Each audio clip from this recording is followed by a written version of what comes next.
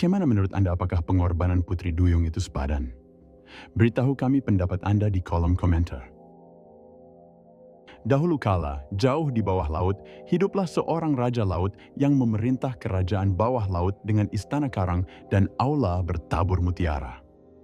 Dia memiliki 6 putri, Putri Duyung dengan kecantikan yang tak tertandingi, masing-masing lebih mempesona dari yang sebelumnya. Namun yang termuda di antara mereka semua adalah yang paling mencolok, dengan mata sebiru lautan terdalam dan suara seperti ombak yang paling lembut. Cakap seperti kakak-kakaknya, dia pendiam dan bijaksana, selalu ingin tahu lebih banyak tentang dunia di atas laut. Nenek mereka menceritakan kisah-kisah tentang dunia manusia, bintang, api, bunga, dan makhluk-makhluk yang berjalan di daratan. Setiap Putri Duyung diizinkan untuk berenang ke permukaan dan melihat dunia di atas ketika dia berusia 15 tahun. Ketika setiap Putri Duyung mencapai usia tersebut, dia kembali dengan cerita tentang langit yang diterangi matahari, kapal-kapal dengan layar putih, dan tanah pegunungan dan hutan. Si bungsu menunggu dengan sabar. Keinginannya tumbuh dengan setiap kisah yang dibagikan oleh saudara-saudaranya. Akhirnya, tibalah saatnya ia berusia 15 tahun dan dengan hati yang penuh kerinduan, ia naik ke atas air dan menembus permukaan. Saat itu malam hari, dan langit bersinar dengan warna-warna yang tidak pernah ia bayangkan, sementara di atasnya mengapung sebuah kapal besar yang dihiasi dengan lampu-lampu.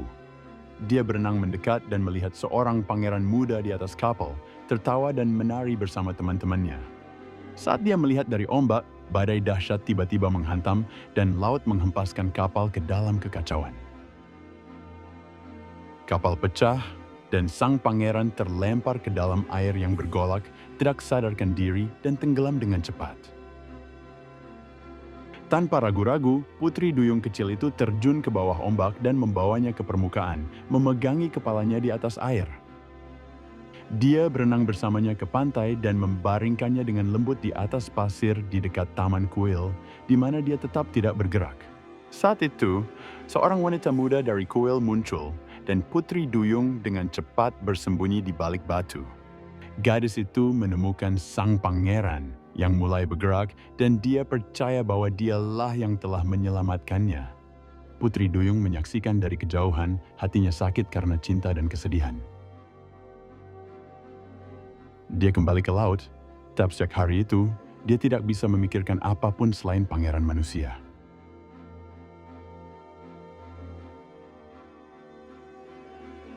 Dia tidak hanya ingin bersamanya, tetapi juga memiliki jiwa abadi yang dikatakan tidak dimiliki oleh Putri Duyung. Neneknya menjelaskan bahwa manusia memiliki jiwa yang abadi, sementara Putri Duyung hidup selama 300 tahun sebelum berubah menjadi buih laut.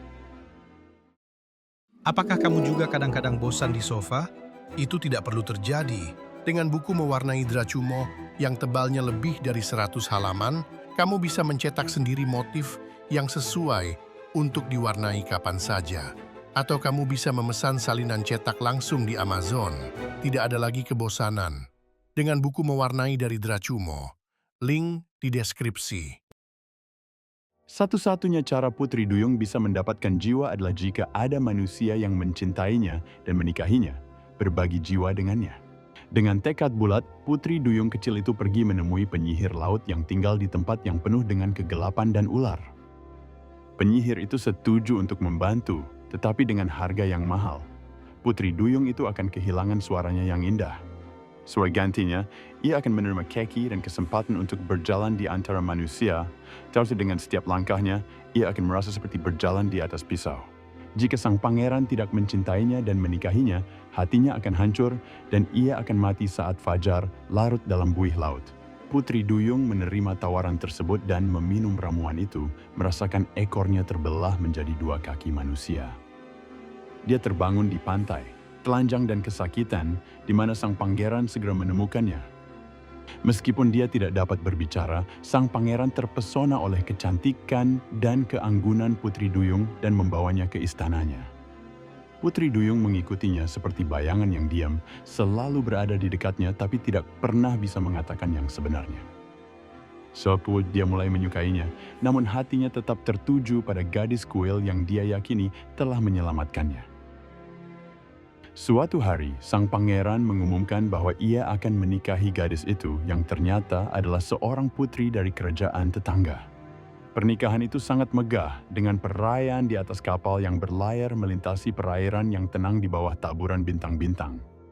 Putri duyung kecil itu berdiri di atas geladak kapal, tersenyum dalam keputusasaannya yang sunyi, karena ia tahu bahwa ia akan mati saat fajar menyingsing. Kakak-kakaknya bangkit dari laut, rambut mereka dipotong pendek karena kesedihan, dan menawarkan belati yang diberikan oleh penyihir laut kepada mereka.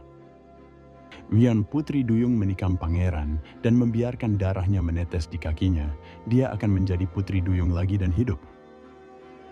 Dia mengambil pisau dan merayap ke tempat sang pangeran berbaring tidur dengan pengantinnya, tetapi saat dia memandangnya, tangannya gemetar. Dia tidak akan dapat membunuhnya, karena dia terlalu mencintainya, dan sebagai gantinya dia melemparkan belati itu ke laut. Saat cahaya fajar pertama menyentuh langit, ia menceburkan diri ke dalam air dan merasakan tubuhnya larut. Namun, alih-alih berubah menjadi buih laut, ia merasa dirinya terangkat oleh udara, tubuhnya menjadi ringan dan bercahaya. Dia telah menjadi putri udara, roh yang akan mendapatkan jiwa setelah 300 tahun melakukan perbuatan baik. Jadi, meskipun dia kehilangan pangerannya, cinta dan ketulusannya telah menyelamatkannya dari pelupaan. Maka putri duyung kecil itu menjadi angin yang tenang, menjelajahi dunia dengan harapan suatu hari nanti akan mencapai surga. Kisah ini mengajarkan kita bahwa cinta sejati tidak mementingkan diri sendiri, dan terkadang tindakan cinta yang paling besar melibatkan pengorbanan tanpa imbalan. Kisah ini juga mengeksplorasi kerinduan akan jiwa yang abadi dan keinginan manusia untuk melampaui kodratnya dalam mengejar makna. Kisah ini mengingatkan kita bahwa bahkan dalam kehilangan ada transformasi dan harapan.